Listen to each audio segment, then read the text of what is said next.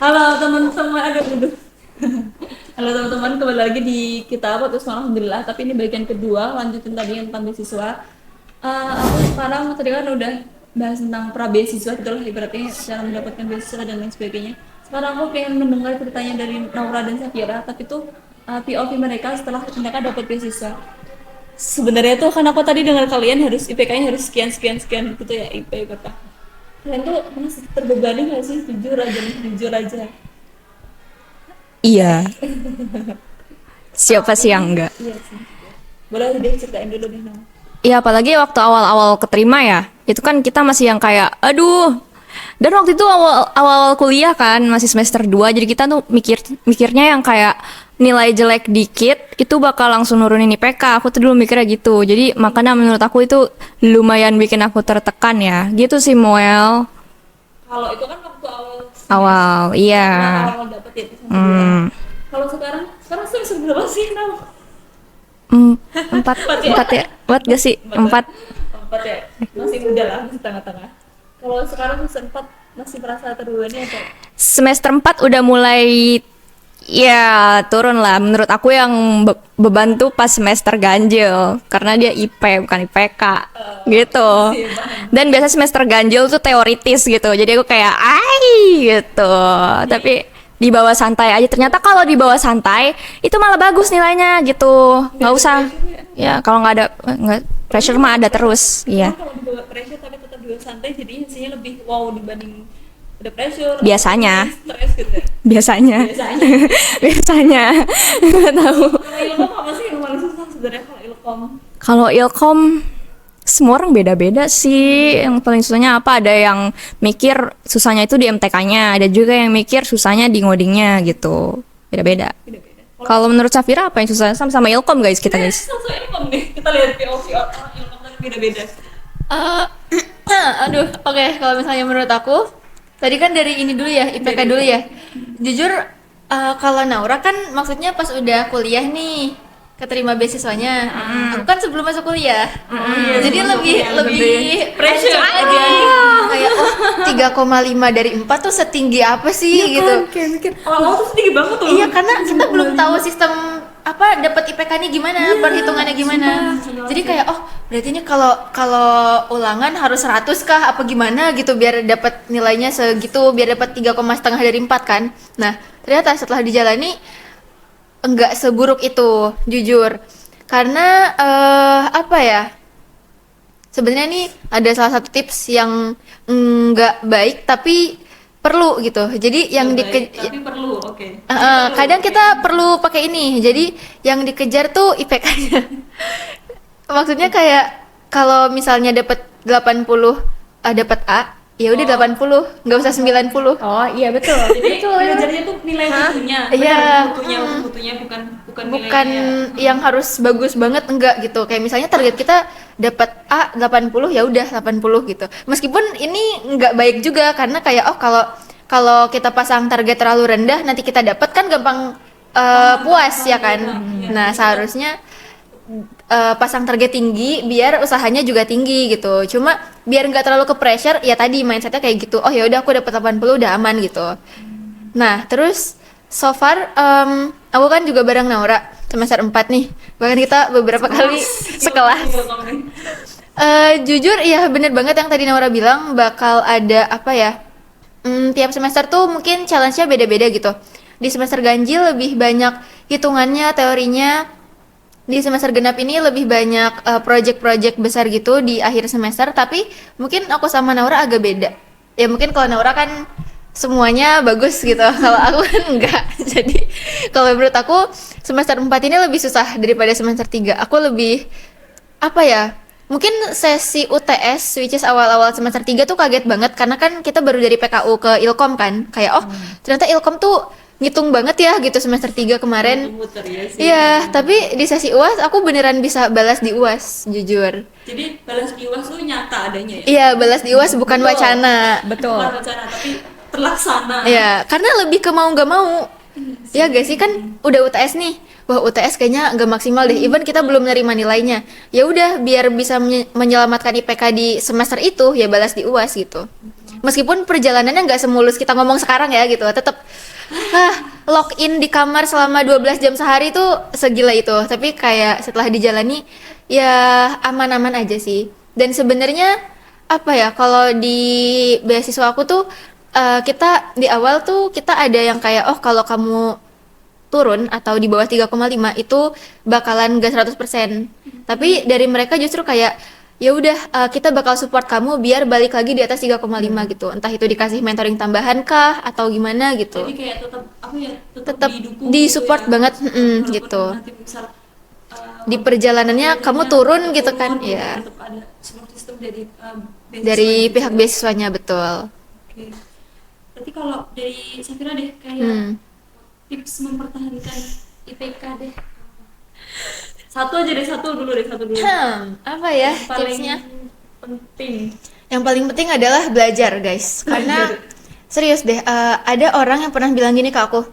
Kalau ini agak pakai lu gua nggak apa-apa ya? Boleh silakan. Boleh banget. Ada orang yang bilang gini ke aku. Emang kalau lu gak belajar lu siapa? Bener banget sih. Kalau belajar itu sih. Iya, serius. Jadi kalau ditanya kayak tipsnya apa sih? Ya belajar. Udah, itu doang caranya. Semua pokoknya ikhtiar, berdoa, berusaha. Ya tuh, ya pokoknya harus berusaha aja. Bisa. Gimana pun cara belajar kamu, gimana pun metodenya, sendiri atau sama orang lain, kapan, dimana, intinya belajar. Karena again, kamu siapa kalau kamu gak belajar gitu? Kamu jadi orang yang kayak gini sekarang, aku nih, Safira yang ada di sini sekarang, gak akan bisa kalau gak belajar gitu. Jadi ya intinya cuma satu, belajar. Meskipun gak langsung paham, meskipun susah, meskipun misalnya kita udah begadang nih sampai jam 1, jam 2 pagi, ternyata Belum paham. pas Ujian. muncul di ujian itu nggak muncul, ya nggak Oke. apa-apa. Namanya juga belajar, Nah, nggak mikir nilai. Ini Namanya tuh kita belajar gitu. iya, namanya usaha gitu. Itu bagian dari kita usaha loh gitu. Kalau udah belajar aja segitu, gimana kalau nggak belajar? Itu pentingnya. Untung kita belajar. Bayangkan belajarnya kayak gitu, apalagi nggak belajar. Iya. Nah, Kalau Naura, kuncinya satu itu sih. Naura kunci deh satu Nau. Satu ya belajar atuh. Sama ya. Kalau satu mah Belajar ya. Belajar dari gimana kunci dong? Dari orang hebatnya adalah belajar. Selain itu deh. Selain itu belajar, kunci lain. manfaatkan sekarang kan sumber belajar udah banyak, kalian bisa pakai generative AI dan menurutku kalau aku ya misalnya ada materi yang susah kasih aja PowerPoint-nya ke AI terus minta jelasin seakan-akan kalian itu baik gitu. Terus biasanya tuh kan kita suka dikasih ini ya kayak bukan bocoran namanya apa sih kayak contoh soal ya contoh soal tahun lalu gitu dari cutting sebelumnya kan, dan itu tuh bisa dikembangin gitu kayak misal kalian kirim soalnya ke AI terus minta membikinin gitu soal yang mirip-mirip, atau kalau misalkan kalian nih udah tahu nih dosennya siapa, koordinator dosennya itu kan biasanya dosen koordinator punya peran yang penting dalam mengatur UAS dan UTS. Itu kalau kalian udah hafal dosennya itu menurut aku bisa dimanfaatin gitu untuk nyusun strategi nanti pas UAS atau UTS-nya bakal gimana gitu. Jadi kayak memahami tipe dosen. Ya betul, itu dari sekolah juga udah kayak gitu guys. Bener sih. Bener sih. Pahami. relate. Iya, pahami pola-pola dosen, tipe dosen kayak gitu ya. Kalau selama Naura dulu deh, Naura, selama ini ya, selama dapat awardee sebagai awardee gitu, bukan pengalaman paling berkesan sih, kayak apa yang kayak pengalaman di luar akademik ya berarti yang paling kamu inget gitu. Ini Kayak misalnya kayak, tadi aku pernah dengar kan kayak ada camp-camp gitu. Nah mungkin pengalaman dari kamu deh. ini menurut aku ya yang paling seru tuh dapat baju guys. Dapat baju. Kalian berdua dapat baju ya berarti ya? Dapat baju.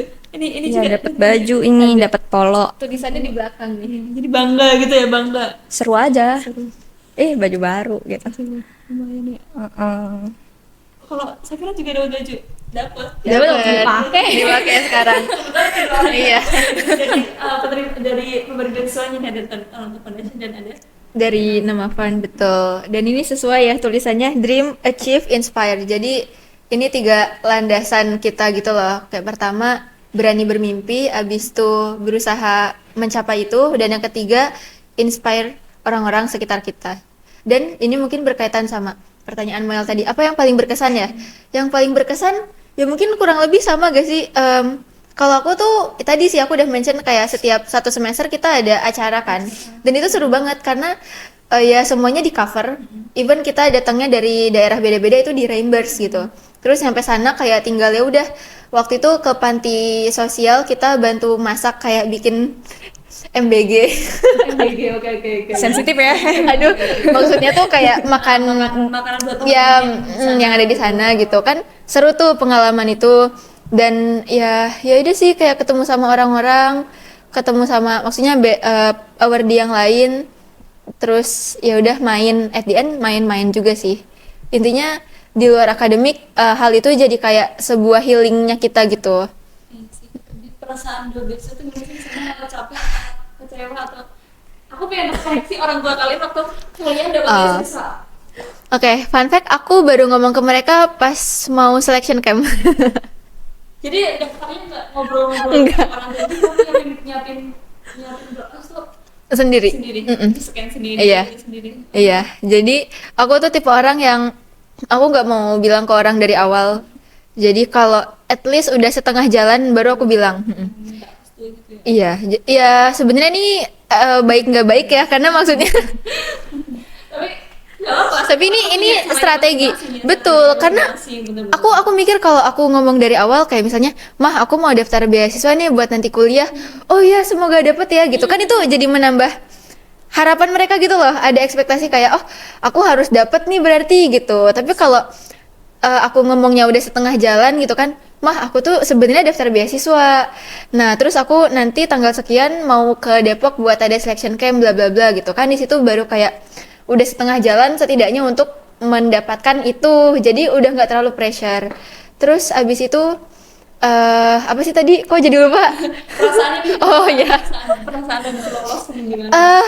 Aduh seneng banget lagi dan itu Bikin JJ. Bikin JJ nggak tuh? jujur bikin JJ Belum aku bukan tipe yang bikin JJ. Kita bikin JJ-nya pas udah onboarding kalau gak salah. Nah, dan itu tuh bentar aku keterimanya pas pokoknya lagi rapat di kampus, seingat aku. Rapat di kampus. Lagi hujan-hujanan, iya. Wow. Ini pas masa-masa MPKMB deh kayaknya. Kita ada Oh, waktu ospek. iya, ospek awal kan kita ada kayak tugas yang satu kelompok ospek gitu kan. Terus lagi di kampus hujan-hujanan, terus kayak tiba-tiba ada pengumuman, aku lupa kayaknya lewat WhatsApp terus lewat email gitu bahwa aku lolos gitu. Itu sangat-sangat unexpected karena selama selection camp aku ngerasa bukan siapa-siapa tadi gitu kan, udah aku mention, dan kayak oh ya udah silahkan orang lain aja deh gitu, kayak mempersilahkan, oh dia hebat banget bla bla bla bla gitu, kayak ya udah paling mereka yang lolos gitu. Cuma ya udah rezeki, udah garisnya aku yang rezeki nggak kemana gitu. bener. Orang desa. Udah garisnya seperti ini gitu, jadi ya itu datang ke aku deh gitu. Dan itu kaget banget, seru banget. Aku langsung bilang ke orang tua aku, mah aku dapet gitu. Karena apa ya, waktu itu mamaku sempat mention kayak ya kind of harapan dia setidaknya tuh kalau ada kayak buat UKT gitu, kayak sangat terbantu. Nanti kan uangnya bisa dipakai buat yang lain lagi gitu. Jadi seneng banget dan ada perasaan sedikit terharu karena oh mungkin ini salah satu cara aku buat membanggakan dan membantu orang tua aku meskipun mereka nggak pernah minta itu. Kalau Naura, pertama ini perasaan dulu baru yang ini. Boleh. Aku tuh lagi ngapain ya? Aku lagi duduk kan di meja. Terus di meja terus. Di meja, di kursi. Terus kayak lagi doom scrolling tuh. Terus tiba-tiba di grup apa tuh, grup seleksi muncul. Halo teman-teman, ini pengumumannya sudah dikirimkan ke email masing-masing gitu. Terus aku kayak gitu kan ya. Gitu. Terus aku nanya tuh temen yang ikut seleksi juga, weh, lu udah buka belum? Udah ada belum? Belum ada tuh. Terus tiba-tiba ada email dari Ceting gitu. tuh, ya kan, ada email. Terus kayak gitu kan ya. Baca nggak ya? Enggak sih. Nggak sih, Waktu ya. itu aku kayak ya udahlah gitu. Lolos Kayak udah lah gitu ya. pendaftar banyak, nggak lolos juga ya udahlah. Masih ada yang lain. Masih ada yang lain kan. Pas aku buka, selamat. Wih. Ternyata kan lolos sih. Langsung ini ya, calling mama. Aku langsung SS, aku bilang ke mama.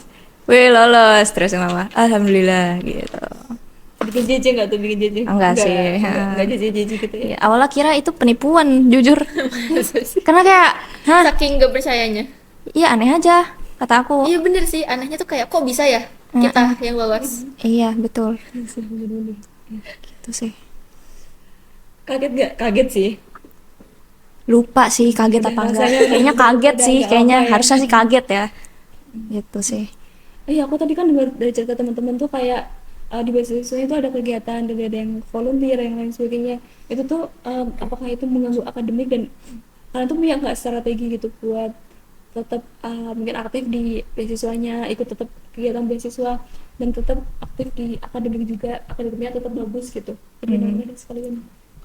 Enggak sih, menurut aku itu enggak mengganggu karena kan apa ya namanya, kita masih satu lingkup beasiswa yang sama, pasti sama-sama ngerti dong kita ini, semua dari kita itu lagi mencoba untuk mempertahankan IPK masing-masing gitu. Jadi ya semisal kita udah merasa kewalahan gitu, ini kayaknya nggak bisa deh ikut rapat dulu gitu karena ada kuis besok, ya tinggal bilang aja aku nggak bisa karena aku mau belajar gitu besok, gitu sih Muel. Jadi nggak kayak sesak apa ya? Nggak, tidak seketat ya itu juga. bahkan yang aku masih bisa ikut organisasi lain kok, jadi aman aman aja. aman banget, aman banget, aman banget. Kalau Safira deh. Safira apa? Aku malah nggak sesibuk dari Tanoto sih, maksudnya karena kalau kalian kan mungkin penerimanya banyak ya, jadi kayak ada komunitasnya, ada organisasinya. Nah kalau dari aku sendiri karena kita cuma berapa tadi 30, tapi ini pun kebagi lagi. Udah Iya, masing-masing kita yang sendiri. RK punya acaranya Oh, sendiri, iya, yang kita iya. bisa punya sendiri gitu. Nah, award di kita bisa ini kan cuma 10 orang. Jadi kita kayak kita ketemu juga kalau pas lagi acara volunteer yang mana tuh paling cuma sehari doang gitu.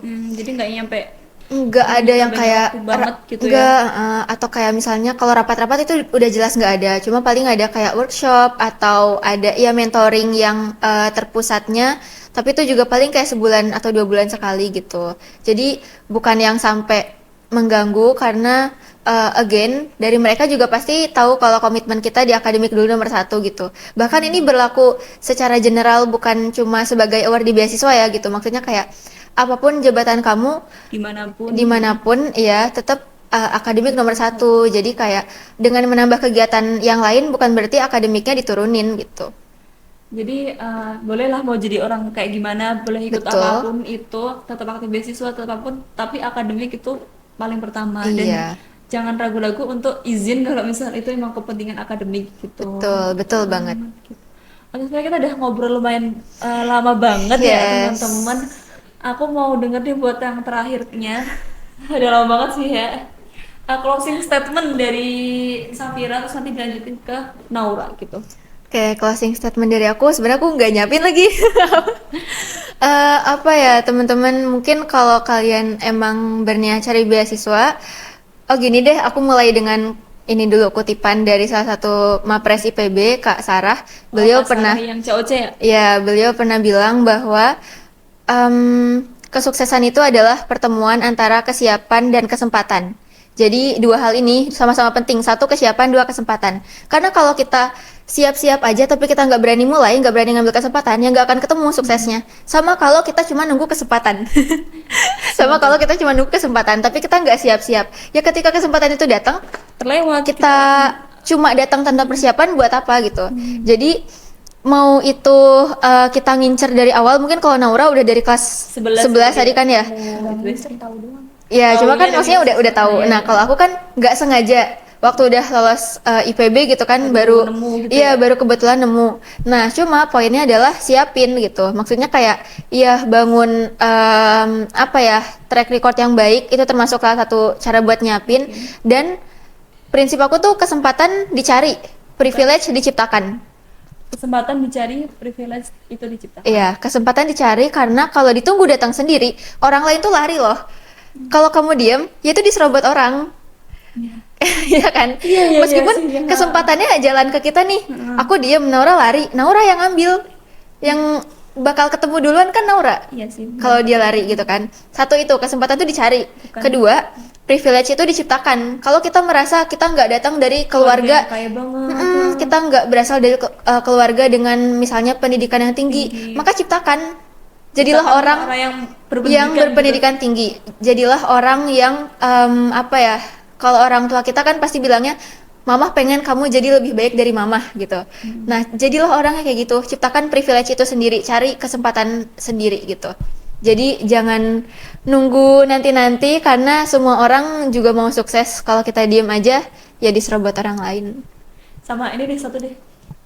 Buat orang yang ngerasa minder, buat langsung kalian kayak buat kamu yang ngerasa minder, kamu jangan kayak gini-gini. Boleh pesan buat orang yang minder nggak mau daftar beasiswa, mungkin takut atau Oke. gimana? Buat yang masih minder, satu itu hal yang wajar.